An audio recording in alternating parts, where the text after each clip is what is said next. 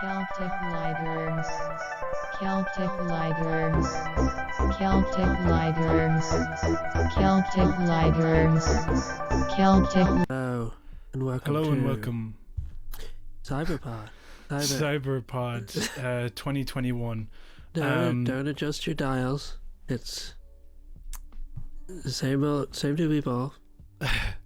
We did actually. Have we mentioned that? Well, we put up the Cyberpod review of Dublin Old School, and I listened to it the full way through to make sure, like, I still kind of stood over everything. It was a bit dumb. Some of the things we said were a little dumb. No, maybe some of the stuff you said. I stand by. No, you had some good stuff, but we had some very. Also, we get close to getting into an argument on it. It was quite funny. About what? There's literally a point where we're like, well, I'm sorry, I thought you meant this, and then you're just like, no, it's fine, and then so we also got into an argument with the Joker. That was so funny. We've had like two previous podcasts before, one that didn't last that long, but we did a review of the Joker, and we got fucking hot. Things got heated. That was so funny.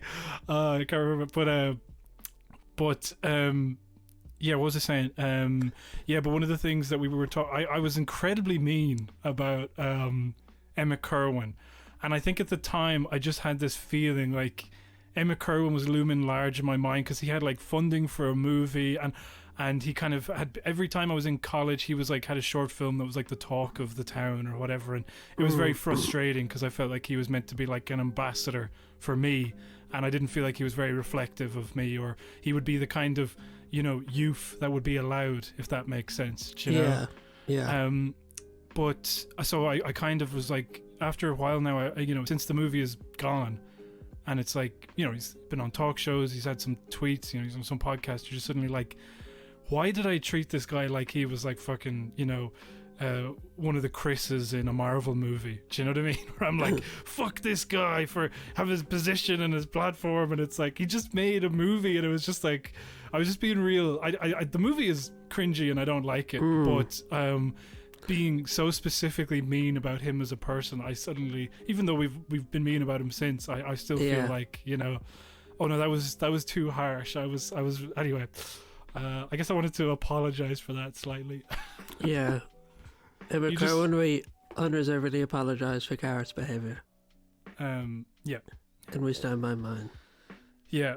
But we also had a weird thing where we were talking about, like, that it had a weird mixed view about drug addiction, where it's like, oh, drugs are bad, but also they're good, kind of. Yeah. But also, mostly they're bad. You know? I was talking to someone about this who listened to the episode, and I won't name them unless they want to be named, and they can write in. But they were like, he wrote the episode, or he wrote the movie, and I know he's done drugs, but he writes it like someone who has never done drugs in their life. Yeah. Like, that's the way he writes about doing a trip, where it's like, he's like, get ready to meet God. And he's like bunch of bangers in, having like, this. He's like smoking a joint, and he's like, "Whoa, I'm hallucinating, I'm tripping," you know. Like, he's got acid. He's like, I've got the munchies. I feel like eating some cheese puffs. Yeah, I know they don't have them really in Ireland. They're called Wotsits here, but I want the cheese whiz, the spray cheese that you spray in your mouth. Yeah. You know? And he just uses like deodorant and cheese. Yeah. Whoa, this is crazy. Well, then I feel better about it because I haven't seen the movie in a long time, so I was like, what the fuck were we talking about? Yeah, you know? no, fucking. Okay, but one thing we were talking about before, we were like, okay, we have to start recording because I actually wanted to hear about this in real time. But I got SpiderMan Miles Morales, and I was like, oh yeah, let's play this game. But you were telling me an amazing, like, because like some guy was reviewing the game, and he was like, both Spider-Man like jumping off a roof or something. Yeah. And he's like, the way Miles Morales Spider-Man like flips really shows off the bravado of a Latin teenager. And he's like, just talking about how like this guy's so black or so Latino or whatever he is. It is like, for the people who don't know, there's Spider-Man, that's Peter Parker, and then Spider-Man Miles Morales is a version of Spider-Man, is Black Spider-Man, basically. He's Is he black or Latino, or is he mixed? He's both. This is the other thing, that the problem I kind of always had with it, because initially what happened was... That's an issue for you, is it? No, back in the day, I mean, there's a lot of fucking dubious shit about the creation of Miles Morales, okay? But basically there was a collection of comics called Ultimate Spider-Man, and Ultimate Spider-Man Peter Parker died, and he was replaced by Miles Morales. Yeah. And the response was because somebody had suggested online that Donald Glover should play Spider-Man, okay? Yeah. Back in, like, when he was in Community. And there was a whole kind of petition and stuff like this online, and never happened. But this person, I think his name is Michael Bendis, I can't remember, but either way, he's like a white guy, and he had like, oh, I got a fucking black Spider-Man pitch in the drawer, dust that off, add some little details to it. But you know, you have Donald Glover. What were the details? Black skin. Yeah, no, but I mean, like, well, that's what I mean. A detail. To me, no, but because the other thing is that his name is Miles Morales, so he has his mother's last name, okay? But his dad's name is, first of all, Jefferson Davis, who is apparently... Jefferson Davis in history is like a horrible racist in American history, I believe. You know?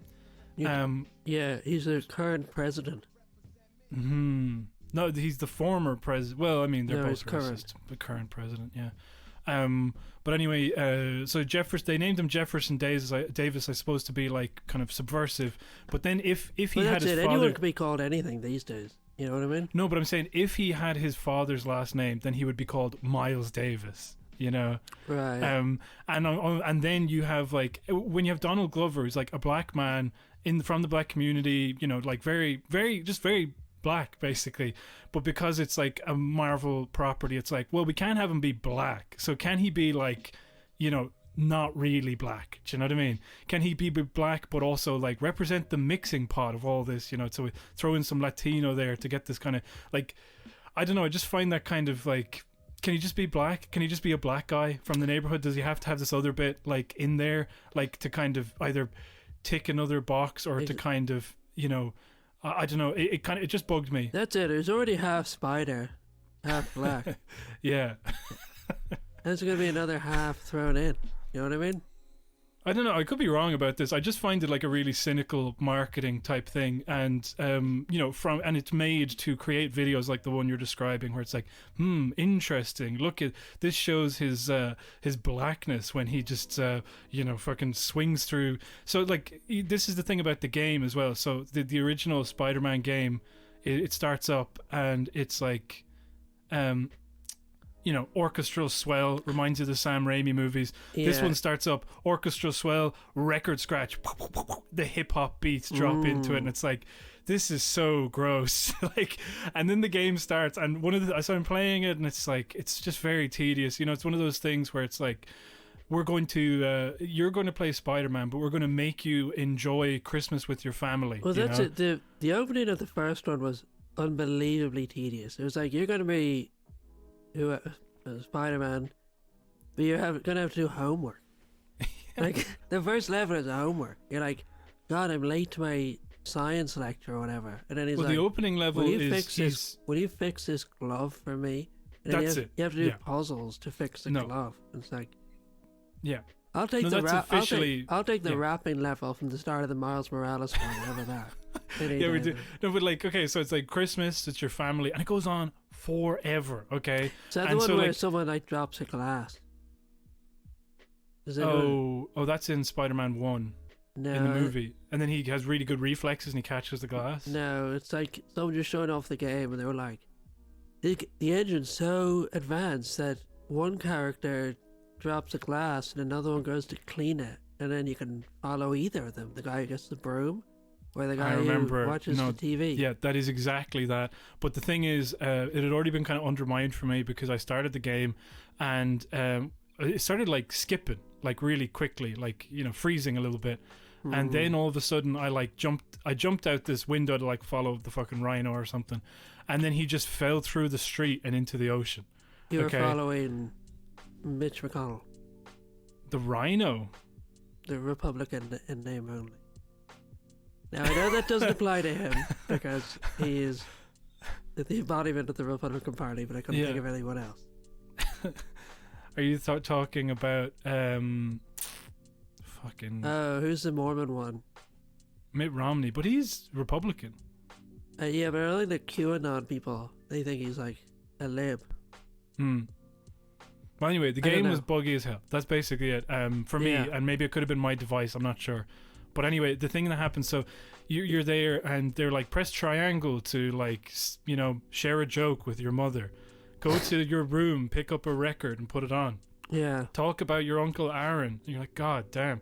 And anyway, they do a cutscene then, a really long cutscene where they have like a and they've kind of really like, since the last one, like we've already met Miles Morales' mother in the last game, but in this one they've really hammed up the kind of like, she's just constantly speaking in Spanish, and they're kind of throwing in these little flourishes, and I wouldn't have felt the need to comment on it, only that I've already seen her in the other game and they didn't do any of that stuff, you know. Okay. And it's like, it's that type, because, you know, in the original Spider-Man it's like, New York, this is my city, but then with Miles it has to be Harlem, this is my kind of town. Yeah, it is my section of the city. Or like, man, it's hard to move from Brooklyn, but Harlem and my abuelito, you know, abuelita, you know. The Peter Parker stuff sucked because it was so bad. There was all that stuff where they were like, he's like, yeah, it's New York, and then he was like, there's a scene where he's trying to, like, again, it's like, there's a scene where he's like lost his socks or something, and he has to, there's like they're in the bin truck, and then he's like ringing up the guy in the bin truck, being like, where are you? And the guy's like, I'm over by the best pizza place in the Lower East Side, or something, and then they're like, Tony's? No, that's in the upper, like, like, it's as if the mob still run New York. You know what I mean? It's real like Sopranos. Or it's like what it is, which is somebody in Vancouver writing about New York. You know, thinking about like, this is a real New York diner thing. We talk about the pizza in this city. You got to get to Spidey. You got to get through all of us, you know? Yeah, it's like when you watch Dublin Old School and he's like, I'm over by the best coddle place in all Dublin. In all the Dublin Old School game. In all the he's trying to find his yokes. They all flushed. The Cathedral Quarter, you know, in all the Market Quarter, i.e. Grafton Street. Didn't they try to do that? Oh yeah, I forgot about that for Christmas. Yeah. And then the other thing where they tried to set up Sobo or something south of the Beckett. No. Yeah. Oh Lord. Yeah. Sob. You know. It was something like that, or like it was called like Boso, or some name like that. No, it was like, anyway. But so you're there, and then they've introduced like, because they only have one story, so they go like, you know Miles, you know his mother, he's got some friend, I guess, okay, cool. And then they're like, there's somebody at the door, and then you go to the door, and it's like, hey, it's that girl that I grew up with, and we have an awkward kind of romance, and it's like, great. So we have to do this fucking Mary Jane plot again. But anyway, they're at the this is the part I wanted to tell you about. So they're washing dishes, it's Christmas Eve, you know, and they're kind of sharing stories, and she's like, you're missing Brooklyn, aren't you? And he's like, yeah, a little bit, you know, Harlem's great and all, but like, I don't know, I just can't really get into it. And she's like, you just need to find a barber shop or a place you can go shoot some hoops to try and figure out how to get used to this area, you know. And it's like, good God. Yeah. Again, like this, you know, before when it was like writing about some white guy and like real New York pizza, it's like that's pretty bad. But now writing about it, you know, like the things black people like the barber shop and playing basketball. Even though everything we know about Miles is that he's into science, he's a bit of an outcast, you know, he's a bit of a nerd. It's like, the typical things that regardless of your interest or hobbies, all black people like, which is basketball and getting your hair cut, you know, and shooting the breeze with people in the barber shop. Yeah. Unbelievable. Reminds me of the Liz Warren barbershop. Do you remember that? Oh, I love that so much. That was actually the best thing of last year. But then, fairness. The weird thing is that I passed a barbershop in Dublin that looked like that. Really? Yeah, it was very weird. It was like a hand-done painting of a lizard on the wall. And then like a Scarface poster. And that was it. That was the only decoration, the whole thing. And I was walking with Sean, and he was telling me a story where the guy was talking about like this sexual thrill of serial killers. Yeah. There's just completely bare room other than those two things. He wasn't wearing a shirt though. He wasn't wearing like a shirt under a t-shirt. Yeah. Oh man. I've been enjoying all the Josepha Madigan stuff. It's very good. I was trying to do some research on her before we got on. She is like I was thinking she's almost like the woman equivalent of Phil Hogan. You know what I mean? Yeah. Like, you know the way he just kept doubling down? But she's worse. She's just like... she's escalated. She, like... I think the thing about Josepha Madigan, which is interesting... Like, okay, I'll look up her Wikipedia. She's minister for something. She's pretty for special education, at least. Anyway, I don't know if there's other branches in that. She used to be minister for culture and the arts and Irish and murder cross. She really helped those causes. She really knew anything about... Like, the one thing I remember she set up was... Sort of like I think it was like the marketing scheme, and was trying to get more women into acting. And they were like, they're already way too women. Like it's probably one of the few places in the arts where women are massively overrepresented. Well, she's always kind of putting her foot in it and being stupid and right wing, but like the two latest were very funny because the one of the other ones was that she was giving out about. Didn't she say that like spending money on traveller accommodation was a waste of money? She said it was a waste of resources. Yeah. Yeah, I saw that. That was on her Wikipedia page, all right. Where is it now? Let me pull this up again. They keep calling it foot and mouth, as if it's not just like slurs. Well, that's the other thing, because now you get to a point and it's like she's now on the trot about 2 weeks having another apology, and it's like, no, she knows what she's doing. She's signaling to these people, and that's what's happening with... I don't know if she's signaling. I think she's just racist. You know, there's this effort at the moment to kind of court this, for want of a better word, like populism. You know, like I don't think populism is inherently a bad thing, but what they're doing is they kind of see like the Trump playbook where it's like, say these awful things, signal to people, then apologize, and then kind of just continue on until eventually the apologies will just get phased out, and then that'll just be the norm, what they say. That's what I feel anyway with Josepha Madigan. You kind of get to one and it's like, I mean, the first one about, yeah. No, I'll let you finish your point. I'm only messing. No, go on. I would imagine that could be true with the traveller thing, you know? Well, actually, because she like doubled down on the traveller thing. Yeah, but like with the other two things, so it was like, what? She's Minister for Special Needs Education. Yeah. Minister for Special Education and Inclusion. And then she was like referring to children with and without special needs, and she called the ones without special needs normal. Yeah, normal. Yeah, no, that one was like just kind of like fuck up. But the one, so she says, in 2014 when she said that thing about travellers being a waste of valuable resources, when asked about this later, this is according to Wikipedia, Madigan claimed, quote, some people won't want to live beside people in halting sites. There might be more crime, that there might be antisocial behaviour, end quote. So like, you know what I mean? Like that was another thing, just being asked about something and then, I don't know. Anyway, it's the same as she did with her apology, because for the other thing, okay, we're going all over the place. Essentially, that the timeline of this, 2014, that happened. There's a rake of other minor incidents which kind of aren't chronicled on Wikipedia, but you know, if anybody who's online and aware of her knows how, you know, bigoted and, you know, right-wing she is.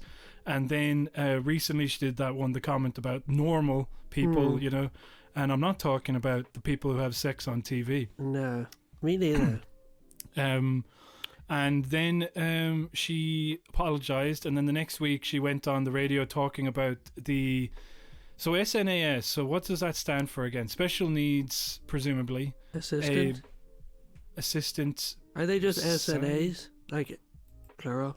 Special needs assistants? Oh, okay, yeah, all right. I thought it was something to do with like a union, like there was a name of an organisation. I think the union is INTO. INTO. Yeah, but basically they were like, it's, you know, don't go back. We can't go back and ensure that everybody is safe. Yeah. And then she went on and was like, oh, it's like the mother and baby homes, you know.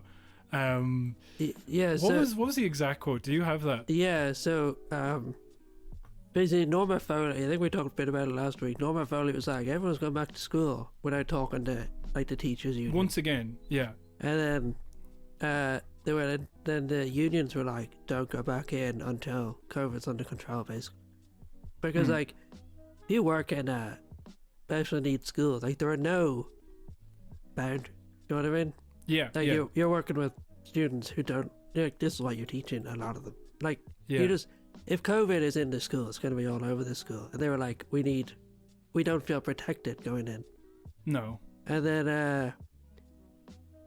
well, they haven't done anything to address it either. Like, there's very simple things that they could do to even just, you know, oh, we're going to look at ventilation, we're going to do this, we're going to have all these kind of things set up. Exactly. And it's just like, okay, we've done none of that, so go back to work. And it's like, I don't think I'm going to go back to work because I could potentially contract this, and it just makes matters worse. And so Norma Foley was very pissed off and wrote a really kind of, you know, terse response, to put it mildly. And then, really threw the union under the bus. And then, they're interviewing Josepha Madigan about it. And she was like, basically, it's ironic that we're talking about this on the week of all the stuff about the mother and baby homes. Why? Because that was another example of people being left to their, like, people with special needs, or the vulnerable being left to their own device. Do you not feel like shame to say that? Like, obviously she doesn't feel shame, but I'm just saying, like, do you not realize how bad that makes you look when you say that? I think she thought that was like the slickest, like Ben Shapiro style. Like, I really think she was by like, your own logic. By your own you know, you claim to care about vulnerable people, do you? Well, I don't see you caring about these vulnerable people. Like, I think that was, she was like... But how does that make sense? Because surely, like, you know, the idea of saying, oh, these people won't be taken care of unless the schools are opened, it was like, why? Are there no other support systems outside of school that could help these people? Do you know, is there no support that the government could provide in this time of need? It's like, look at the schools being unreasonable and not allowing us to open them up, you know? That's it. I think they think that the teachers' unions are like taking them for a ride. I think it's the opinion in there. Do you know what I mean? It's like, is that they see the teachers' union as playing games. Well, they just think unions in general are always playing games. They hate unions. They undermine them. Obviously, the other story this week is more information being released about how, you know, confirming what we already know, that Radker did deliberately undermine the negotiation of the unions by you know, he said that this was a report that was publicly available back in November or October. I don't know when it was. November, because it was timed with the same, coincidentally, timed with the election of Joe Biden, or, you know, the US election. And now Pat Leahy launched this story like yesterday about Leo the Leak, part 2, Leak Harder. He like you know, basically said like, oh, there's they through freedom of information request by Sinn Féin, they discovered that Simon Harris was looking for this report as well and couldn't get access to it, and they brought it up in the Dáil today as of 21st of January, and Leo was basically like, Jesus, look, are you still talking about this? Come on. That was ages ago. That was like, can we talk about new shit? Really? Do you know? Yeah. And they're like, anyway, it does seem like it's just bizarre that it was also time with the inauguration, which for some reason everybody in Ireland gave a shit about, or a large portion of people in Ireland, even people who were kind of treating it with some sort of detachment. You could see that there was like I saw people I know who wouldn't be celebrating the inauguration, but all of a sudden they'd put up a picture of like, okay, this is epic. It's like fucking Barack Obama wearing a face mask or something, and it's like, you know. Like the whole Leo thing is another thing. So the details were that he like leaked this negotiation document that he'd been negotiating with, or not he, the Minister for Health had been negotiating with the IMO. With the IMO. Yeah. And IMO? Yeah. Is it IMHO or... No, you're right, IMO. And then he leaked it to his friend, who had another union called the NAGP. And all the time he was like saying that they weren't friends, that it was just like a courtesy thing, that it was just trying to get more people on side, and now it's just been. And he also said, yeah, like you're right that the document had been finalized. Yeah. And public, and then what they found out through the emails was that Simon Harris, who was the Minister for Health at the time, like this was obviously before the new government. Like this came out in November, but like the actual leaking was done during the government when Rhino was Taoiseach. Yeah. That Simon Harris couldn't even get a hold of the copy of the document. That Yeah, exactly. And the worst part, Simon Harris lied, because Simon Harris like went down and said like, you know, I can't remember. Remember, he was like he felt the need to say something, basically saying, "Oh, I don't feel hard done by the Taoiseach. You know, he's very or the Taoiseach." Yeah, but then you know, what's more is that so he wasn't able to get a copy. They were like, Leoriker, how did you get a copy? And he was like, well, obviously I got it from the Department of Health. Yeah. And they're like, well, that's not what you said last time. Yeah. You said you got it from an aide. And then so his response was, well, where do you think the aide got it from? You know? Yeah, yeah. But like his point was that like he had already, like it was already in his department. He basically just got a loose copy that was hanging around. But now it's pretty clear that there were no loose copies, you know?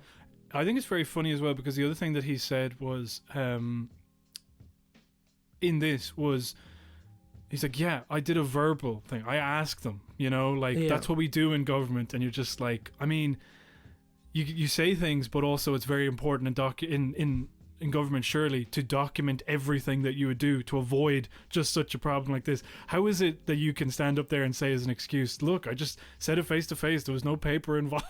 You fucking idiot. Oh, it's very frustrating. But anyhow, what was that in relation? Oh yeah, just that Fine Gael's attitude towards the unions. Because I also wanted to. There's a tweet that's been put up January 19th by Conor Lally, who is the Irish Times security and crime editor. I don't know if you remember, but last year when Policed in Ireland podcast launched, they talked about racism in the Irish police force. Yeah, what is that? Have you ever listened to that? Yeah, no, I've listened to some episodes. I think it's all right. It's a bit dry for me. I kind of like, you know. Who is it? It's Vicky Conway. There's some of it's good. I went to it for they did a podcast on the Kerry babies, and it was very informative. But yeah, sometimes I kind of am just like, I don't know. I know it's bad, but I just find it a bit dull. I kind of can't engage in it fully, but I think it's an invaluable resource. Well, all the stuff about the guards is so dull, because it's just like the most boring people you know, just in organised crime, you know? Yeah, they're insanely corrupt, just obviously. lying to each other. And they're like, you rarely get a good scandal. Normally it's just like... It's true, because like, you know, it's also the state and all these institutions, especially Conor Lally, who listened to the first episode of it and said, surely you're not suggesting that the guards are racist. So there's no proper inspection of all that stuff. So what ends up happening is like, you just hear this cavalcade of people going, I went up to a guard and said that somebody punched me in the face for being gay, and they laughed in my face and didn't take a report. And then you're just like, it just sounds like you're just hearing a litany of anecdotes of the guards being awful and nothing happening, and there's no feeling that this institution, like, what you just be like, what is the fucking point of this thing? Do you know? Like, I think anyone who's had any interaction with the guards knows. Like, I'm reading a book about the Morris McAbe situation. Yeah. And like, I knew he was a whistleblower, but I never really knew what he was like. I knew one of the things he did was the point scandal, where he knew people were being let off points just because they were like mates with the guards, or they were football players or something. The other thing he did was he knew 3 guards turned up to a suicide drunk. Wow. And then he was a whistleblower, and then they labeled him as a pedo. Like, one guy was like, you ate my daughter. And then they were like, and you also raped your own kid. Like, they really go for the jugular, don't they? They do not hang around when it comes to like trying to avoid doing their job. Yeah, no, they really like somehow they got like, they say they didn't, but I find it hard to believe that, you know, like the thing with Tuzla is that it was like a child protection agency. Yeah. And somehow someone accidentally copied and pasted in that Morris McCabe raped his own kids. And then it's like, how do the guards get to, how do the guards get to do that? Like, that's like deep state level. Well, Tuzla is like if fucking... Like if Trump said that, you'd be like, or if QAnon said that, you'd be like, they're crazy, you know? Yeah. That the guards, the police are getting the child protection agencies to label a whistleblower as a pedo. You'd be like, that is deepest conspiracy thinking. I mean, and but also, like, another one as well is Derek Quigley. That's another obvious one. Like, the cruelty and the kind of... Well, that's more like straightforward cruelty. Do you know what I mean? Like, that's someone who's No, but like, I also think it goes into it. It's this kind of lads bunkering down mentality. And it's predominantly lads. There are women, obviously. I'm just saying that, like, the inhumanity that it takes to just be like... to look at this footage, like, isn't this a bit fun? Send it round. You know, it was similar. It was around the same time that UCD server. Do you remember that? That was these guys who had, like, fucking... photographed and the filmed. There was a Discord server earlier this year, but obviously the that UCD thing was for you. The other one was not that there's a connection between UCD and the guards. I'm just talking about this fucking regressive lad mentality, which contributes to this, like, this fucking cruelty that allows you to be able to, like, you know, just disengage from it and only be looking after doing as little work as possible. Yeah. But like, you always hear stories about, like, guards you know, going out of patrol, going home to play computer games all day and then just stepping back out. But the thing that always made me laugh was, remember after the George Lachenko shooting? And like, you had all those people coming out and they were like, the guards are elite, you know what I mean? The guards are well trained. Are you saying they made a mistake? And it's like, I remember the armed response unit dropped a gun on Delir Street. And then it's like getting out of the van and picking it up. They just drove around the block. And then a woman picked it up, brought it into Pierce Street Garda Station, and was like, I found this, like, AR-15. I found this, like, assault rifle on the ground. And I thought I'd just drop it in here. And they were like, oh yeah, a guard dropped it.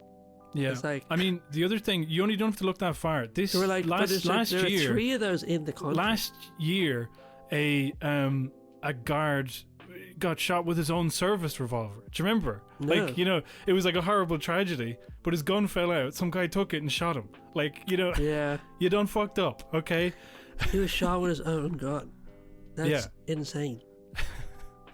I mean, not to be cruel, but it's a tragedy. But it reminds me of the guy who stormed the Capitol building and tased himself in the nuts and died. Yeah. It's like, it's like that level of stuff, isn't it? Yeah, it's not dissimilar. I mean, like, I'm just using it as a point. And you wouldn't do it, but it happened. But here, I wanted to read this because this is what we started. Conor Lally, like I said, the Irish Times security and crime editor, retweeted an article, the headline from the Irish Times: "Government abandons plans to reopen special schools this week." And he writes, he's always doing this, like, this coy bullshit. Like I said, when the Police in Ireland podcast was out, he was like, I must have misheard, but surely you're not calling the guards racist. You wouldn't be saying that. Obviously, he does that type of shit. So he goes, you know, the only asking questions type thing, where it's like, you know, they call that jacking off. You've heard that phrase? No. Just asking questions. Like, that's really good. I like that. I made it up. So he says, Force's head of education said, quote, "The government hasn't won the support of special education stakeholders," end quote. "I never knew an employer had to, quote, win support from workers before they agreed to work." I just thought that was, like, that is, just to unpack, that is like the stupidest thing. I imagine that the people who do the job, I didn't know it needed your permission for you to tell you to do your job. You know? Yeah, it's exactly. Like, in a fucking ideal society, yes, you would. All these people who are forced into Amazon warehouses to get fucking COVID because they don't have that power, you know? Well, that's it. He's like, this guy goes into the cafe and then he's like, I'm not going to thank you because it's your job to do this for me. Yes. You know, I'm not going to thank you because you get paid, and I'm also not going to tip you, you know? Yeah. And I'm also going to throw it in your face.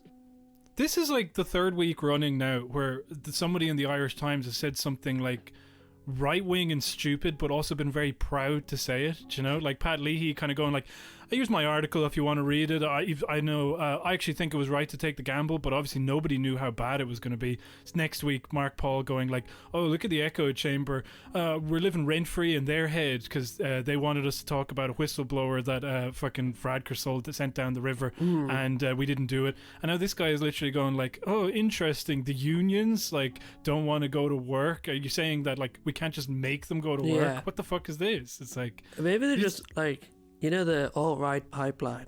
It's for like teenagers and also journalists for the Irish Times, you know? Yeah, exactly. They're on YouTube and they're like, you like this, you might like fucking Jordan Peterson you might owning like Marion Finucane. Yeah. Yeah. George Huck pawns, you know, some person, a rugby player. Or they're just incredibly uncurious. They're definitely not curious at all. Like, none of them, they all feel like, you know, well, we said this before, that the news is like a gatekeeping thing. It's like, this is the thing, you know? What it probably is that they're just like, come from wealthy backgrounds, and then their, like, knowledge of unions is that their dad ran a business and hated a union. And they're like, oh, my dad said unions promote laziness, you know? Yeah. So, like, my dad says that you don't have to ask your employees to work, you should just demand satisfaction. Yeah. You know? That's just, they don't know anything more. They just know what their rich dad told, you know? Yeah. Like us. Well, yeah, I mean, you know. But at least we know that we're fucked in the head, you know? At least we know we're crazy. And, you know, you're not crazy if what is that thing? Am I getting more crazy or is I getting more sane? Yeah.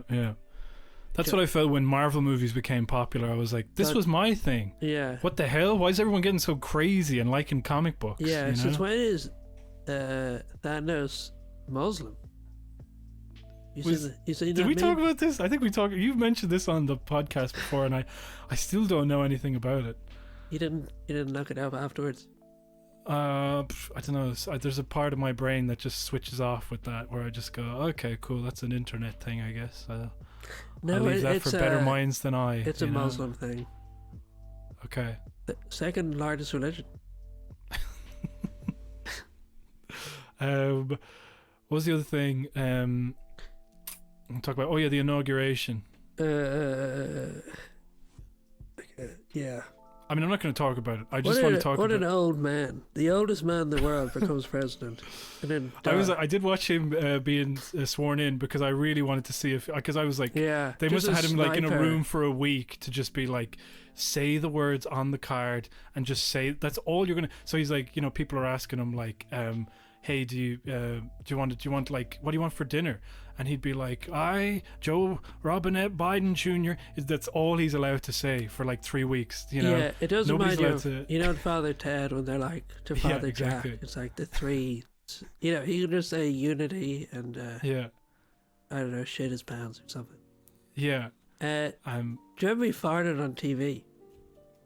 I don't think he did he? Yeah, he did as well. I don't remember. Oh yes, he did. I forgot about that. There's been like 3 American politicians who farted on TV. In 2020. Not even like, you know, like this is 2021, so we're talking about last year, 3 American politicians farted on TV. Rudy Giuliani, and Trump. Trump was very funny because like I was like, did he do that? And then he said, excuse me, and I knew he did. Yeah.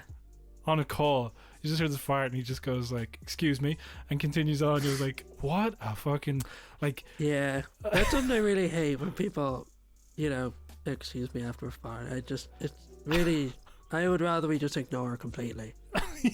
I knew one guy and he would never fart in front of a woman, but like, when it was just the boys, he like, raise his leg and fart. And it was like so disgusting. I mean, I even hate saying the word. I find it so revolting. Yeah, you know? That's it. There was...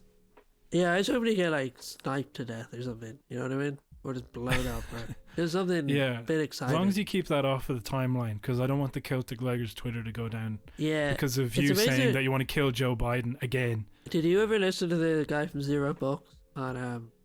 I did actually, yeah, because we were talking about that a bit last week. But I actually did, after you said it, I went to listen to it. And he's just moaning about getting a community strike. And then like, because he was like put up something quoting Alex Jones. He didn't actually put it up. It hadn't actually been posted. Oh, really? It was just in the draft. That was the reason he was like, what the fuck? Because I was like, I made a joke about, he didn't even make a joke about shooting Joe Biden. I made a joke, you know, Trap as we're doing a live stream, and I tweeted at them, will you give me a shout out? My name is, I'm going to shoot Joe Biden. Yeah. So the joke was that I was trying to get them to say it.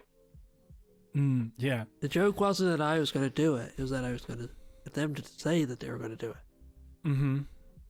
And I got banned from Twitter just for that, forever. Do you remember that Vine? Or was it a Vine? Was it a TikTok? What is it? You know the one where the guy, and he took the clip of the Buddy Holly by Weezer?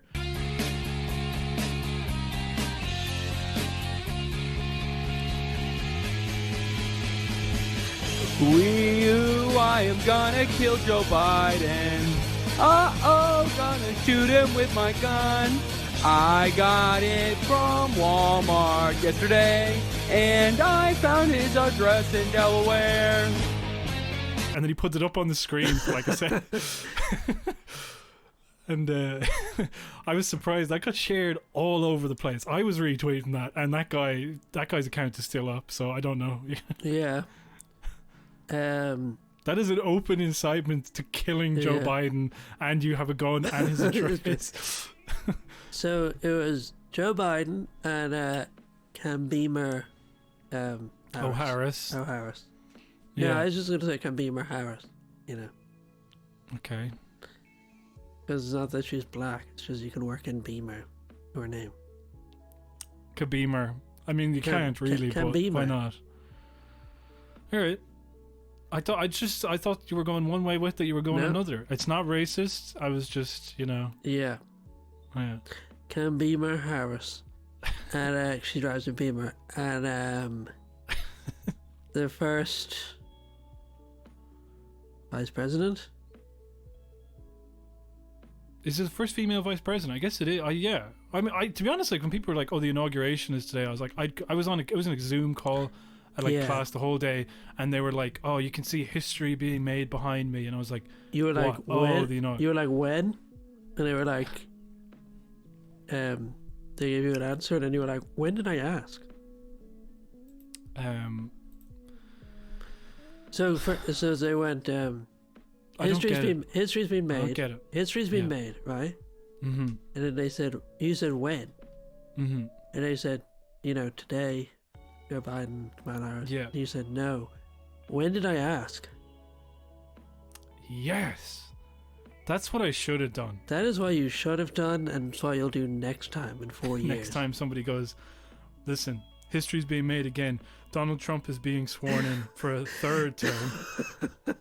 Yeah. Donald Trump found out he's immortal. So he's just running out the clock. Trump is the first one. It's like, wow, it's amazing. We've discovered that he doesn't die. We're doing studies, but it turns out it's just him. For some reason, he's the only one who's not going to die. It's just the way his atoms are arranged, you know? Yeah. I was laughing. Someone put up a video of him, and he's like, I don't know where it's from, but he is walking through a crowd, and then a kid hands him a hat to sign. And then he signs the hat and throws it back into the crowd to like someone else to catch. He's such an odd man.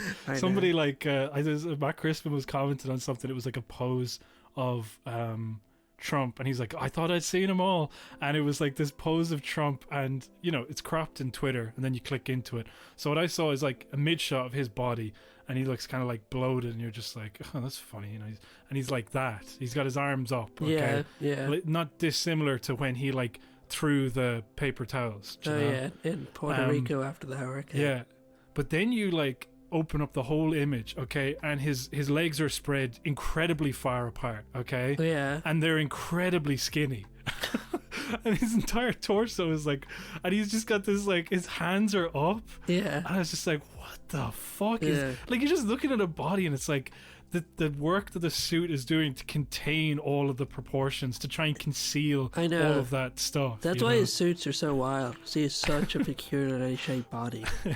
Have you, I thought when you said about the wide legs, I thought you were saying, have you ever seen the I don't know who they hired. There was some PR guy, Yeah, and he advised them to do the power pose, the power stance. yeah. And it was like a thing called the conservative power stance. And they stand with their legs incredibly wide apart. Have you ever seen this? Yeah, I think I've seen that. Yeah, it's like a Wall Street type thing. Oh, is it? Well, I mean, I remember like the poster for Wall Street or any of those like business tycoons in the 80s. That's the way they would stand, like legs far apart. Oh, yeah. You know? But they were doing it up until recently. Yeah, I think that they think they can get that magic back. You know what I mean? It's like, let's wear the red ties again. This, you know, the old stuff still works. The old magic is still there. It's like, rather than everybody looks at it now and sees it for exactly what it is, it's like, oh, you're really trying to look intimidating. Do you know?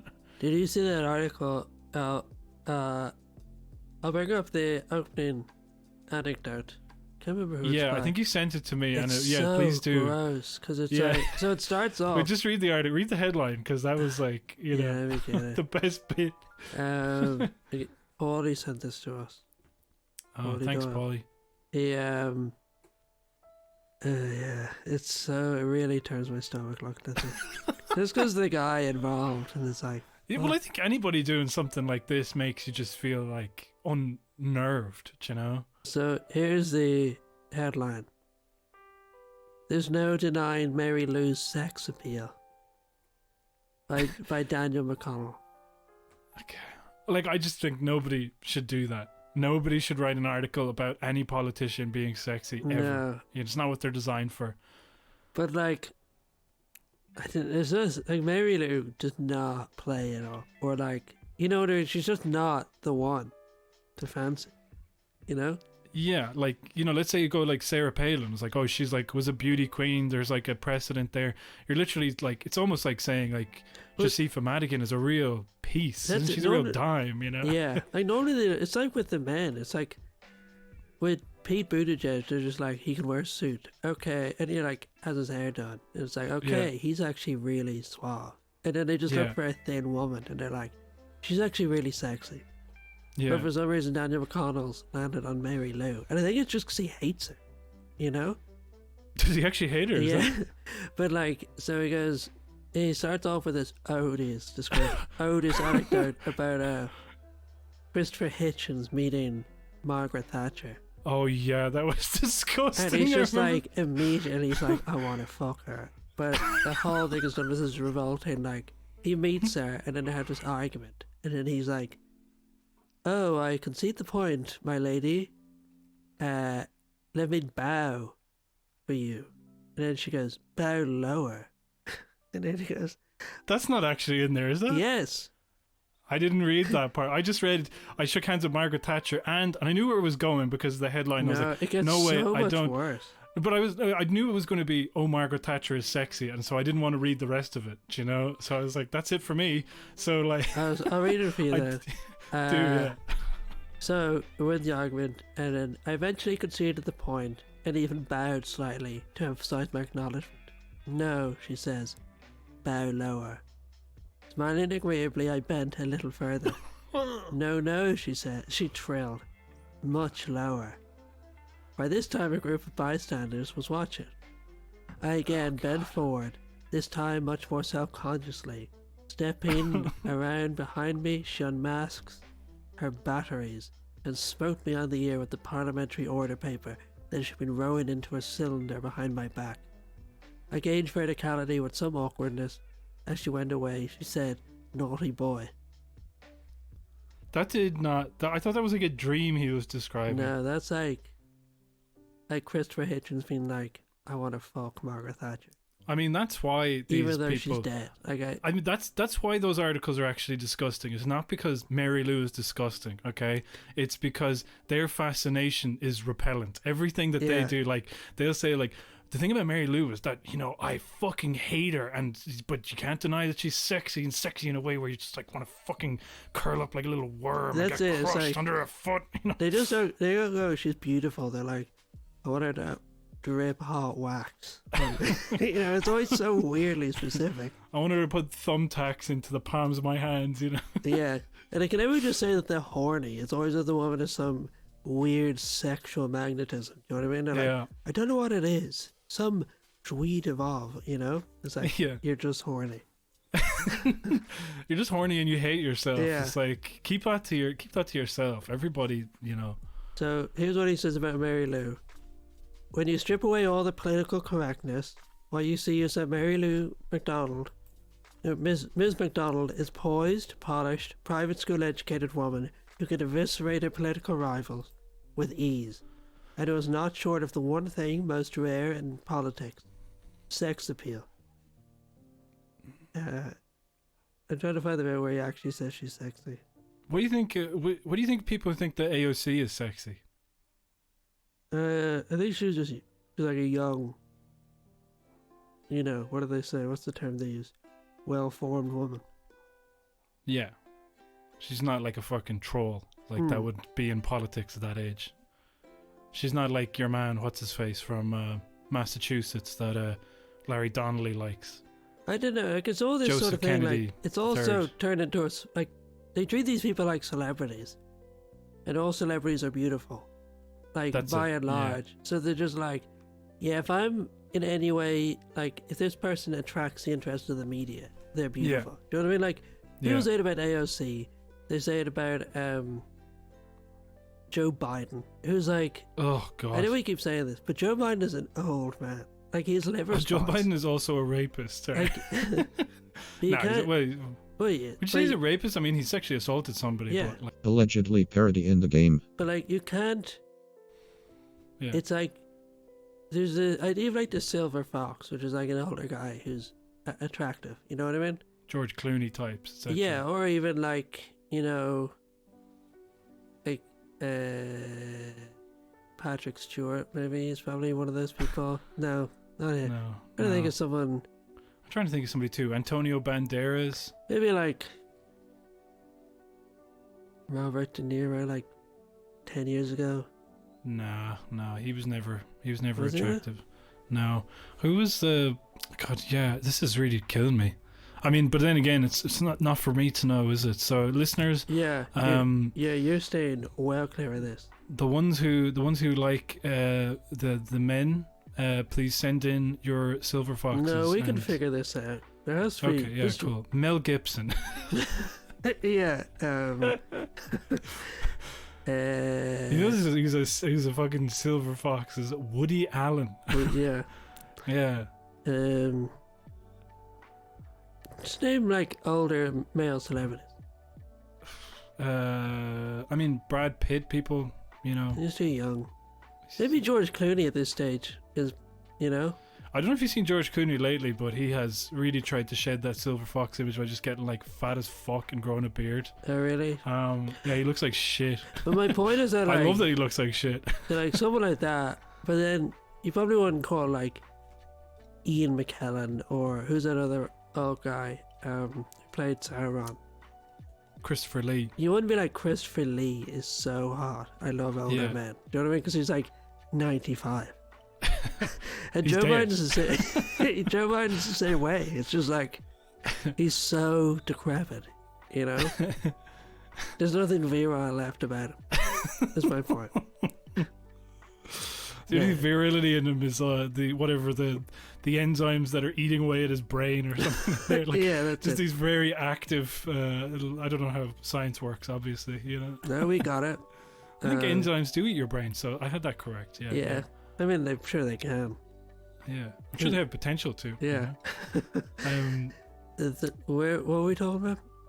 We were talking about Mary Lou having sex Oh, appeal, and I yeah. asked you if do you think AOC is like Oh yeah, when people say she's hot, is that like yeah. So my point was like that they treat them like celebrities, so that you know, they're like, this person in the limelight, they must be attractive, you know. yeah, or Well, they like, have some sort of Well, yeah. this was how we now market them, in the same way that we market celebrities. It's like Mm. they're now sexy, you know. But the weird thing with this guy and Mary Lou is that he's like, he's like again, like he's citing this this debate she's having with Vincent Brown, like the Vincent sexiest like talk Vincent show Brown is host the out of all. Yeah. ugliest, like old man. Like he's looked so old for so long. You know what I mean? Like, he's just not attractive. And this guy's just watching, like, him argue. And, like, he argues in such an unattractive way as well. Like, he's, like, foaming at the mouth, losing his It's just shit. like, you know, with the guys being too loud in a porno or something. It's like, shut the fuck up, you know? I'm trying to watch the good stuff here. Yeah. Mary Lou. And Mary then Lou. Vincent Brown keeps butting in, just going like, you know? Well, that's it. He's like watching Mary Lou argue with Vincent Brown, and he's like getting horny for her. It's like, you're broken. Your brain is gone. You turn off the TV at that point. You stop watching because, you know, literally that would be like you're watching Oireachtas, all this every day. You know, you're watching whatever, and you just suddenly getting it's like, God, you know, like fucking Micheál Martin is looking pretty fucking rideable right now. Do you know? Yeah, that's when you. I've been following this guy on TikTok, and he's like, I am a eunuch, is what he calls himself. Okay. He doesn't just say he's no balls. He calls himself a eunuch. He wants to be like, I don't know, like some ancient Persian court soldier. There has to be some dignity to this. I can't just be a guy without any balls. But it's actually so I'm part of an weird. ancient lineage. But the weirdest thing is that's where the dignity ends with him. Like, there's no bit where he's like, I'm the same. He's like, they're like, what's it like since your balls fell off, whatever. And he's like, because he used to be like, I'm not trans, I'm just a eunuch. And then he's like, and then they're like, what's changed? And he's like, I have no sex drive. That's understandable. I don't like arguing anymore. I don't like playing computer games. All right. Interesting. I like to be, and then he's like, I like to be quiet. I like to be quiet now, and I can feel emotions. And it's like, Okay. most of that has nothing to do with the chemistry of your balls, like, you know? Yeah. There's men in Ireland who haven't spoke to a person in like 10 years. Yeah. You know? Yeah. And they are surrounded by people. They would just like they've managed to you know, wean words out. They go to the pub and they're able to just give a nod and then they get their drink and they don't have to talk to anybody. Yeah. Okay. And that's the way they like it. I just find that so funny. It's like it is like whenever people do the masculine thing, it's always like, you know, I don't know, yeah, I'm not a man, like I'm not really loud and angry and aggressive and fucking grabbing at women like some sort of savage. It's like, yeah, I mean, it's a spectrum, do you know? Yeah. Yeah. He also keeps talking about how his hair is coming back, but like he's really bald. He has like a really high hairline, and he's like, look at all this hair that's coming back. It's like, Man. if that's good you're hoping to get out of this. Like, Yeah. I feel sorry for you. Because he's purposefully turning down testosterone. Like, he can get testosterone. Well, if he wants to, I mean, I don't care. I don't really give a shit. No, but I'm not laughing at him for having no... Like, it's not like it's something he can't help. You know what I mean? He's really leaning into this. Yeah, like he's kind of making it, this is my cross to bear. He's like, wow, I'm so glad I didn't take testosterone because all my hair is coming back. It's just not coming back. That happens a lot with people. They really kind of like, I don't know, like my uncle one time got into a car accident. It was very bad, but he and he was in America, so like, you know, you had to think twice about the attention that you receive, medical attention you receive over there, which is such a shame. But they were giving him like, oh, there's pain meds that you can take, and he was like, I don't think I'm going to take those because like I don't know, he just felt anxious about it. And it kind of just worked out for him that like actually he ended up not really feeling much pain after it, even though it was horrific what happened to him, you know. But he would be the type of person to be like, well, that's great, you don't need to take pain meds anymore. You know, going into somebody and being like, you don't need this, I'm so glad that I didn't take it and you shouldn't take it either. And it's like, Yeah. that's you, that's not like somebody else who's on like fucking chemo or something like that and needs some sort of, you know. Yeah, the eunuch guy's going around and be like, you don't need your balls anymore. Yeah, I guess I don't know what I'm saying. He's not advocating for any of that stuff. They, you still use those things? Cut them off. Cut them off, my man. You know? I guess I'm talking about the notions of it. You know, this thing where it's like people just view themselves as an island and then they start prescribing for people. Oh, yeah. And then they kind of have to convince themselves of their own bullshit. Yeah. But that's one funny thing about him. This article is that the guy is like so clearly in some personal neurosis. And he's just like, Yeah, exactly. is anyone else finding Mary Lou really sexy? It's like, just keep it to yourself. Like, if that was a tweet, you would message him to be like, delete it. You know, like, Yeah. take that down. When was that article written, by the way? It must have been recent. Do you think it was recent? I think it was. Feels like it was a few years ago. Probably one he's had in the like, yes, 2018. Yeah, That's relatively recent. I mean, No, that is recent. I'm recent enough. I was just wondering about like where you get to like, are we reaching a point in society, especially now that everybody's on social media because of like, because previously a lot of people were on social media and that was referred to as everybody, but now it's kind of unavoidable in COVID. It's like you kind of have to be on some platform or another. yeah. And there's some sort of discourse happening where it's like, is it okay to write an article in a paper to be like, Mary Lou is pretty fucking sexy? You know, it's like, I feel like you wouldn't be able to do that now, or I hope you wouldn't be able to do that. It sounds so... Who 'cause knows? actually, here's one other thing actually while we're at it. My dad was talking to me about, he was listening to News Talk one of the days, and which you should never do. And but he said that they had Hazel Chu on, and at one point they said like, they were kind of talking to her about like her role now as Dublin City Mayor, you know? And The sneaker wearing Lord Mayor. yeah, well, they love that. They're kind of trying to play that angle of like, oh, she's cool. She's not your regular. But what they did is they compared her to members of the Squad in AOC. And I always found that really bugged me because like it's so void of politics, obviously. But then the other thing about it is like, that's like racist, isn't it? To be like, it's like a Miles Morales moment. Do you know exactly, what I mean? It's like, yeah. You're like the Squad, you know? Yeah. That group of the not normals, the That's ones it. that usually it's a normal politician is like white and over there, and they're like, One's not Latina, normals. They might be one's, gone soon, yeah, one's Latino, one's where's Ilan Omar from? Yeah, one of Sudan. them's from fucking wherever, one of those countries. It's like none of them are Asian. Yeah, exactly. Like, None of them are not Asian, one of none them. them are- It's like it's not, doesn't even work like that. well, what was it? Rashida Tlaib, Yeah, sounds real Asian to me. Ilan Omar, fucking Jamal Bowman. He's kind of just a recent addition. Corey Bush. I was just thinking, is there somebody in there who's a kind of like, you could say is from like Indian or Pakistani background? No, do you there's know? no one even remotely Asian. Yeah. Like it's Well, I don't know why I'm doing this. Why I'm being so generous. I know exactly why they had her on the show and said exactly that. It's not because like, well, actually, there is a kind of, if you count, India as kind of part Yeah, of like that's it. larger, Asia as a whole. yeah. You'll be Yeah. pretty happy about Kamala getting vice president because she's half South Asian.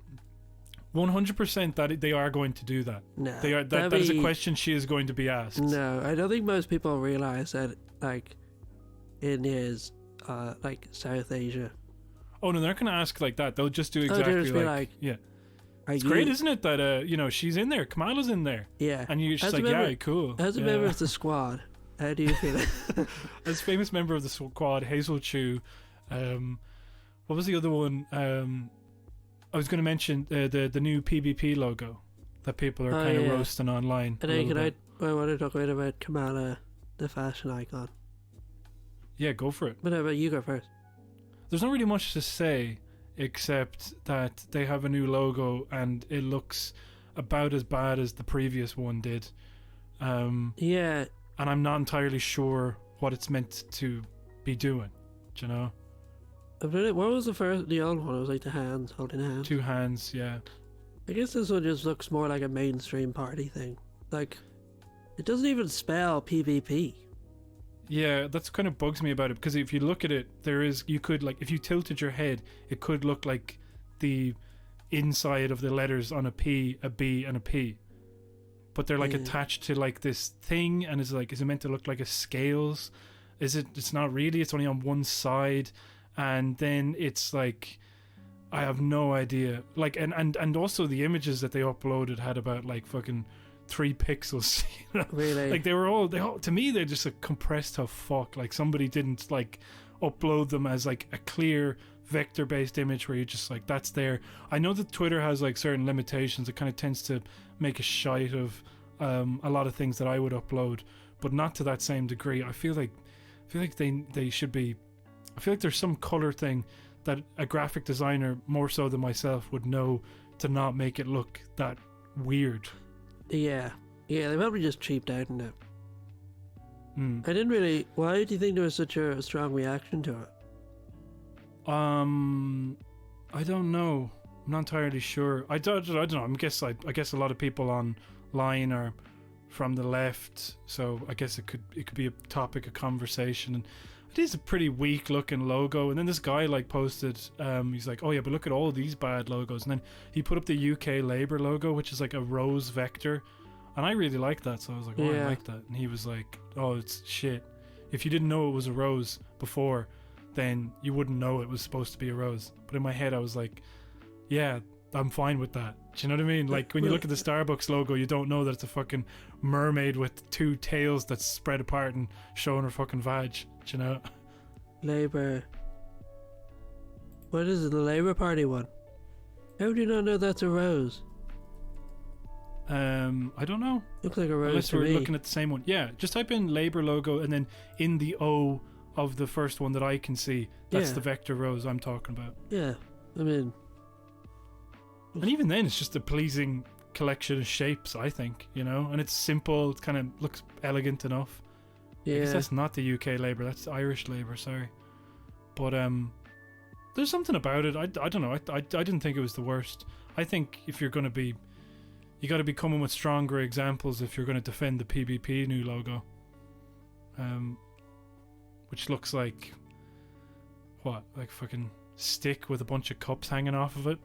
Yeah. PvP. What about PCP? That needs a rebrand. Yeah. The old one was sort of 70s looking in a way, you know, it looks like a freaky deaky hippy dippy. It looks like clip art or like something that you'd go past like a church or something, and they'd have like, you know, they'd have the new logo on the front, and then you just see this old weathered sign that would have this thing, and you'd be like, where did that come from? You know, like what was Yeah. that before? You know. Yeah. Tell me about Kamala Harris's style. Well, they keep trying to make her a style icon. Like, did you see she was on Vogue or something? Yeah, there was a Vogue thing, and I looked it up. They mentioned pink and green on Bad Faith podcast. That's the illusion they were making it to. What's pink and green? Yeah, I'm just about to look that up. What do pink and green? She's just like an exceptionally normally dressed woman.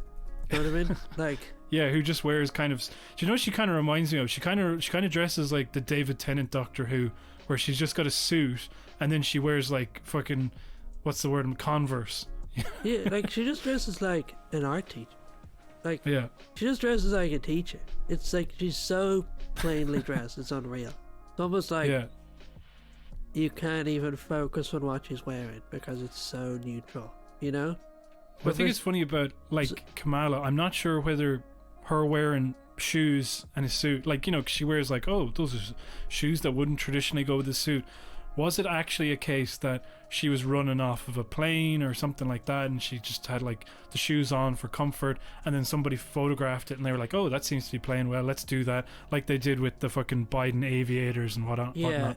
Or is it a case that this is a completely manufactured moment, and didn't have any kind of basis in reality, because she's such a disingenuous person that is incredibly possible, that she had no affect and they had to get some people to be like, maybe if you just wore like shoes, comfortable shoes, you know. I think the first Converse thing was fine. I think it was real. It was just like she was wearing runners.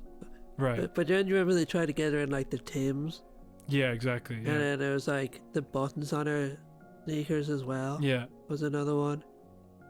It's just like, why are you putting her on Vogue? You know what I mean? It's like putting Biden on Playgirl or something. It's just like, it's just not the relevant thing, you know? But it's just like, you're supposed to be like, oh, she's in the media, so I guess she's like, I guess Biden is sexy and she's really well dressed. And like, the evidence is like in direct opposition. Like, your senses are telling you the opposite, but the media's like, no, it's sexy, you know? It's cool. I looked up what the relevance of the pink and green was, and it was the colours of, I believe, the first all-black female. Oh yeah, is the first intercollegiate African American sorority, like college sorority. How did Brianna Joy Gray? How was she like? Yeah, I thought it was pink and green. Like, how would you know that? No, she wouldn't say. Apparently, I mean, maybe they're just associated with like that kind of.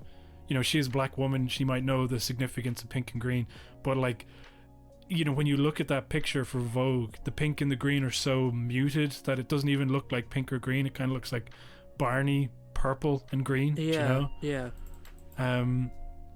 But anyway, I mean, this is such a painful discourse, you know, talking about like trying to make somebody as tragically uncool as Kamala Harris into something. It's like, you know. I wonder if they'll do it for the next Fianna Fáil leader. I wonder if they'll try to like. Here's my theory as well about like, because we were talking earlier, I was saying about people vying for positions. Like Mark McSherry is trying to do like, oh, we're going to do this populist thing. We're going to be like, you know, economic populist, kind of go after this money, but obviously we're not going to do it in a way which would disadvantage big business. It's just to court votes, and we can have the rah-rah nationalism of like, we should have the vaccines first. And then, you know, you have, what's his face, O'Callaghan trying to be like, we're the centre-left party, and kind of trying to be like Keir Starmer Labour, basically. But then I was looking at Josepha Madigan, and I believe, like, I could conceive, because of the, I said this on Twitter, because of the ecosystem that Varadkar has created, I could conceive of a party being, a Fine Gael party, a far more further right and way worse, being led by Josepha Madigan in like a few years, or Helen McAtee or something like that, do you know? You think? Well, Helen McAtee, actually I was going to say Helen McAtee hasn't been sending out the same signals, but I just remembered that she did say that immigrants were putting a strain on the health service of Ireland.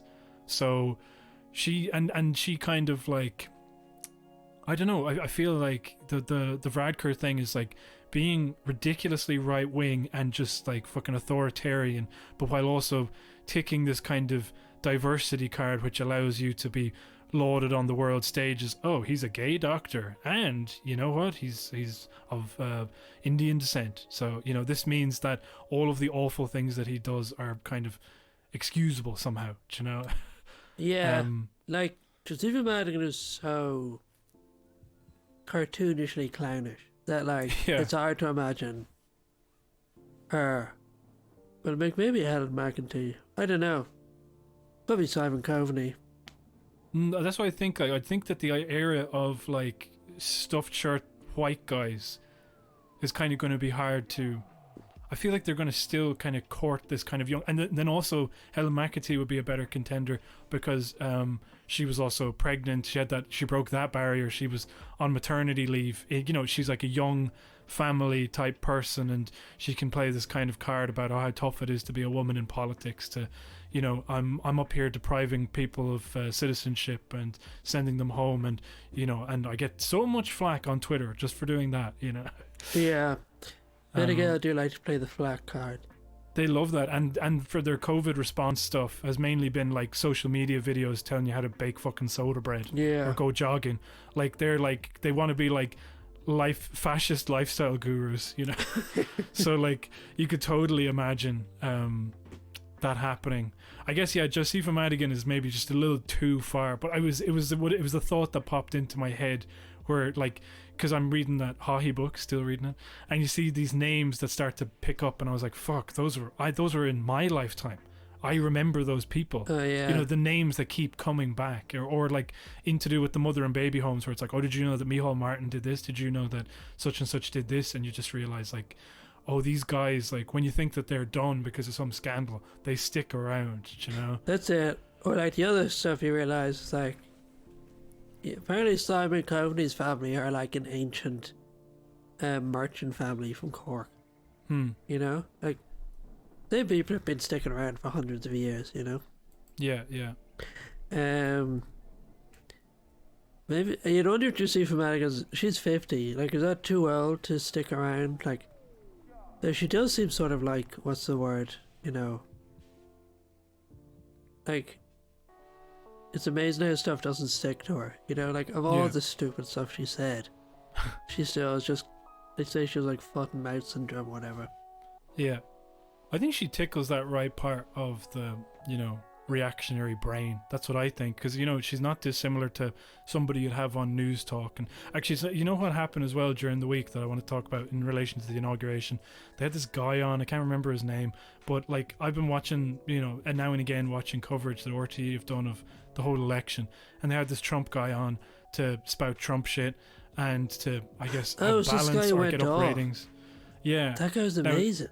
Yeah, because initially I was like, I missed the first, I retweeted it saying spot the lie, but then I'd missed the first like second of the clip because he was like, oh, he's a fraud and they're both frauds and they're both criminals. And I was like, yeah, obviously. Yeah. But then at the start of it, it was like, he said race baiting and I was like, oh shit, okay, I didn't hear that bit. I don't, like those things combined make a way more of a statement than I was hoping to make. So I tweeted something out and then quickly deleted it. Yeah. But anyhow, it was funny. People are like, oh, get rid of this guy, and like, I can't believe you had him on. It was like they paid him to go on to say exactly that type of stuff. Like, and what do you want from your Trump supporters, or to have this fictional balance? It's so ludicrous. It's like I just find it like. Do you think they expected that? I don't know. I mean, surely it was a possibility. Like, he's been talking long enough that his opinions on it, I don't know. Like I tried to look him up. Cause I was like, this is mad. What, like? Yeah. Well, yeah. He was like, they're both criminals. Yeah. And then I was like, that's insane. Because like, this. He's like, because I looked him up. I tried to look him up and I couldn't find anything about him. Well, that's why it was a mystery that he was on the TV in the first place. But like, it's like during the abortion referendum, it's like just find these fucking absolute lulas to come on and say the opposite argument. But I just mean, like, why? Like, what did you? This guy who supports Trump, it's like you ask him, do you think that Joe Biden won that election? What do you think he's gonna say? Like, why do you like? They knew what they were doing, obviously, and it's so like. But did he support Trump? Oh yeah, yeah. Why did he call him a criminal? No, he wasn't calling Trump a criminal.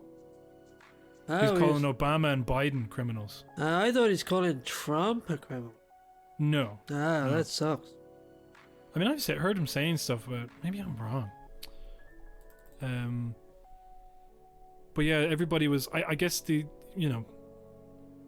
I don't really care, except that they were doing like live inauguration coverage, and people are like, I can't believe it. Why would you invite this guy in to ruin my perfect day where the president of America is sworn in? It's like, why do you give a shit? This is for the rubes, the dumbasses. Yeah, like that guy just wandered in front of a camera. Or no, what probably happened is he was like sent in the CV, being like, if you need someone to talk to about the election, I'm American. They're like, yeah, that's fine. But it's funny because like it's the same with that New Year's Eve sketch with God, where it's like, okay, yeah, let's pay for this subversive material or this countervailing point, this perspective that we don't have, and then you get it, and it was like, we're looking into how this happened. We are so sorry. It's like, you mean like do it or don't, like, but you wanted to get hits or views or anything by courting this sort of controversy. And you've gotten it. Don't immediately apologize and backtrack on it. Yeah. It's like there's really no point to that. But anyway, whatever. RTE just suck in general. I should probably stop saying that. Maybe they'd stop giving me money if they heard me talk about this. Not that they've given me money. Oh, wait, they have. Well, whatever. What did they give you money for? Ends meet. Yeah. Well, they really gave Mark that money. Yeah. Well, they gave us. Yeah, we got paid. Yeah, That was by nice. By Mark. Nice little package. Yeah. That really fucked up my taxes for the next year, because I went from having like a lot of money to having no money, and unbelievable. The most conservative I've ever been when I got that bill.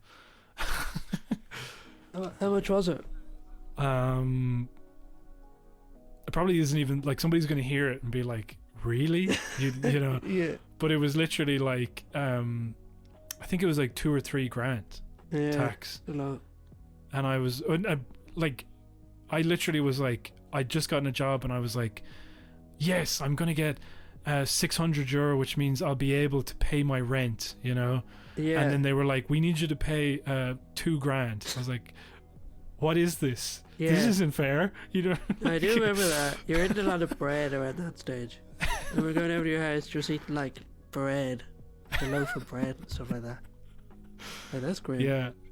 We got to thank our patrons before we head off, and I think that's the news.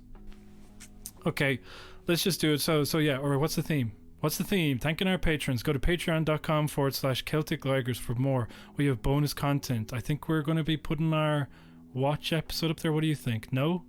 Yes. But don't worry, because there will be some news segments before it. There'll be more of the stuff that you like. Yeah. Okay? You fucking babies. The theme is cool Just kidding. things. Cool things. Like Kamala. So Mark Joe Biden Maloney. Yeah. Thank you for the coolest thing that there is. Yeah. Actually, for inauguration, can we do things like Joe Biden related? Or is that Okay. too specific? No, that's good. That's a really bad idea, or really should No, never too have done late. this. We've committed. Okay, next name. Fuck. So Mark Joe Biden Maloney for thank you, Mark, for your money. Okay. Blahin de Burka. What about Blahin Blahin. de Akara, which is what Michael D. Higgins wrote on a letter to Biden, and they just couldn't stop fucking talking about it on Twitter. Yeah, what about Blahin to Kamala Harris? Actually, I like that a lot more. So let's go with that one instead. Scratch that one from the record. Just gonna leave a clap here so I edit that out. Cool. Alan Carroll. Alan Joe Biden Carroll. Brilliant. Perfect. No, I can't do that. What about A lad Carroll, because Biden's a fucking lad. what about you know? Kamala Harris? Whatever his last name was. Carroll. Yeah. Kamala Harrell. Okay. So the last one was just Kamala Harris as well. So, Yeah, but this one was Kamala Harrell. okay. Rob Gale, and that'll be Joe Biden. No. Thank you, Joe Biden. What about Rob Snail? Because Joe Biden has the motor functions of a snail. What about Rob Braille? Rob Frail, just like Joe Biden. It's Braille. What about Rob the Grave Frail? Yeah. No, that's bad, because that's... Well, no, Rob the Grave, because the Democratic Party is robbing the grave, and he's frail. Okay, cool. What about throbbing male? Because Joe Biden's male and his brain is throbbing because he has a fucked up enzyme condition, which means he can't speak. Yeah, you know anymore. where his enzymes are, instead of being in his mouth or something, Yeah. and just like fucking breaking down stuff, it's like, no, they're in his brain eating it, because Yeah. that's how the body works. That's what. Yeah. Stephen Bradley, that'll of course be Stephen Barack Lee Obama. Yes. Yeah, that was a Okay. good one actually. Yeah, no, it wasn't. But anyway, Alison Spittle. What about come on, what about- man, Spittle. What about Kamala Harris? And Spittle. Okay, cool. Bridget Purcell. Bridget Purcell is What's oh my god, I've got one. It's coming to me. Something about you know the way when Trump has taken over Biden, that's what the QAnon kind of the latest thing in QAnon is, that he's killed Biden and replaced him. I think that was just a rumor. Like I think that was okay. just a joke that someone made. It wasn't real. That's the thing about that with the QAnon stuff, is that they also kind of don't understand that they kind of think, look how stupid these people are that they believe this, and it's like, well, they don't need to believe all of it. It's like the fucking Bible or something. Yeah, you know, That's it's like they just pick their pieces, and they know when stuff is a joke as well, you know. that's it. What about Biddy Biden, Joe Biden's wife. Biddy Biden. For Alison Spittle. No, for Oh no, for Bridget Purcell. Yeah. Oh, sorry, I skipped one. Who? Yeah, Biddy Biden Purcell, and I skipped Richard Zimmerman. Richard And Zimmer. the obvious one is Richard Zimmer frame. Yeah. Joe Biden's got a Zimmer frame. He's fucking old. Yeah. He's old as shit, man. What about Clifford Zimmerframe? Some old guy that Joe Biden knows who's dead, you know? I remember Clifford Zimmerframe and I were. I'm sorry, I shouldn't have. But we were down, and there was, 2 sticks down by the old creek, and you go out and you'd measure yourself against them, and of course it'd keep sinking in, but your feet would be sinking too. It's like I always said, it'd be 2 eggs for a barrel. But I'm sorry. That's the worst one. I don't think that's as good as the Felix Biederman. Felix Biederman is like perfecting a Biden impression. That's just like. Did you see like the one that he said about Biden being? He's like, this is the thing about America. Biden is like 78% German, and he goes, "Hey man, I'm Irish. The Departed means so much to me." Next name. Come on, man. Okay, sorry about that. Milky Fox, Milky Eyes. Yes. The cataracts that Joe Biden is going to have. Milky Brain. Milky Brain. He's got a brain like a milky fox. Yeah. It's milky. His brain is turned to milk, I think. Yeah. We got Kyle O'Neill, and that'll of course be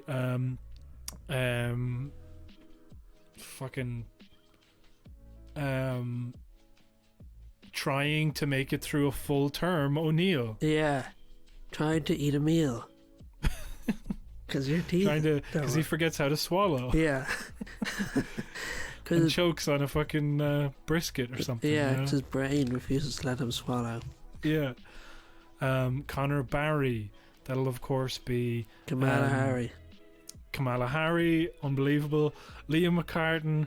That'll of course be fucking Team Biden McCartan. Yes. That's fucking nailed it. Okay, nailed it. Next one, Claire O'Neilan. That'll be Scared Man O'Noodle Brain. Yes. He's got like, I got it into my noodle. I'm in my noodle, and that's what they used to call the head or your brain. Excuse me. I've got into my noodle and I'm scared. Yeah, and again, like I said as well, I'm very surprised he made it through all the words of like, you remember when again, like, the President Trump, when he called him, I'm President Trump, yeah, fucking.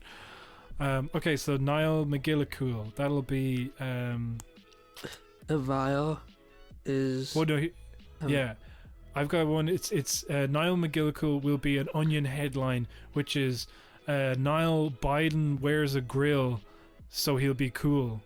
Yes. Yeah, that's an Onion headline from 2008. Yeah. And I told Barack, we've talked about the importance for black men to wear condoms. Yeah. There's nothing wrong about it. Yeah. Do you remember when he said that? Yeah. It was straightforward to me. What was that thing where he said that the pony? Do you remember? The John Wayne thing? Yeah, he's like, when you fuck a pony, wear a condom. What's the next name? He called it a lying dog-faced pony soldier. Oh, sorry, yeah. That's what he called it. Next one is Ronan Carey. Ronan. Let's think about this one. I've thought of one. Okay. Don't say obviously it's very scary to be in Joe Biden's brain. Okay. Yeah, because it's collapsing in on top of itself. Yeah. So I was thinking, what about Ronan Scary? What about Ronan Wavy? Because he's got a wavy brain. Yeah. Are we having to try and phase out us saying Ronan Scary? Is this the... Well, I just thought it was... We can bring it back at some point. I think we've, probably exhausted it. So just got nothing better things. Next name. Niamh Kelly. That'll be Stream Kelly, because he's got a Twitch stream, and it's going to be Kamala Harris doing a really forced laugh and Biden just talking for hours about about what he thinks a video game is. Yeah, that's it. Yeah. He's talking about playing a video game where he saves Nelson Mandela out of prison. but it's really just. And I broke in and I pressed X to rescue Nelson Mandela from prison. I pressed it. You better believe it, Jack. And but it's just a waking dream that he's having. That's what a video game is. Next. Paulie Doyle. Smalley Brain. Next one is Joe Joyce. So now we put our Joe Biden thinking caps on for this one, you know. This is the final one. Joe Joyce. It's the final round. You just in basketball. There's no more important one. That's where you get your points in. What about here's like sorry, go on. No, go on. I just had an idea of working his name into like a Joe Biden Grandpa Simpson style anecdote, you know. So it would be like, you're playing a game of pickup, you know, you're throwing your ball, you don't know where it's going to go. You turn to your guy next to you, you do a Joe Joyce over the basket. That's what we used to call it back then, a Joe Joyce. And I remember him. I remember a Joe Joyce from college, and I used to say to him, I'm going to Joe Joyce you. I'm going to jump up on the basket and put my eggs in. And that's just what happened. What do you think of that? What about no choice, you know? Like they didn't give you a choice whether it would be Joe Biden or not. Yeah. Know what I mean? It was you know what? You're right. Scratch that last one from the record. No, leave it I'm just in. going to put like a clap in, edit that No, out. don't. You can edit out all the ones. So yeah, hit us up on our social media at Celtic Ligers on most things. I had this big idea that I would be putting more on the Instagram, but so far that has not happened. But maybe soon. Anything can happen. Right. Thanks for coming to my podcast, Gareth. See you for the watch review on Sunday. I'm very excited about this. Yeah, we're doing it tomorrow. Yeah, we're recording it tomorrow, but it's coming out on Sunday. Okay. Yeah. And let me tell you, folks, we got a lot to say. Well, we don't really have that much to say about it. It's not great. I haven't watched